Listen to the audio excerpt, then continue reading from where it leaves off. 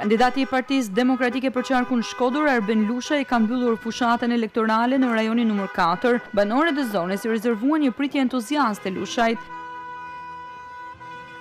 Në fjalën e tij, kandidati Lushaj tha se do të jetë zëri i tyre në 4 vitet e ardhshme. Bëjë bajthirje, mos e tremni, mos e hani presionin e patronazhistave që mund të jetë një drejtor apo një drejtoresh shkollash universitetet. Po shkoni të lirë dhe votoni njëshin, votoni Partinë Demokratike, votoni ndryshimin, votoni për fëmijët tuaj, votoni për të ardhmen, votoni për uljen e çmimeve, votoni për ngritjen e pagave, për sigurinë e këtij vendi. Banorët e rajonit nr. 4 shprehin mbështetje maksimale drejt Partisë Demokratike në zgjedhjet e 11 majit dhe vot preferenciale për Arben Lushajin.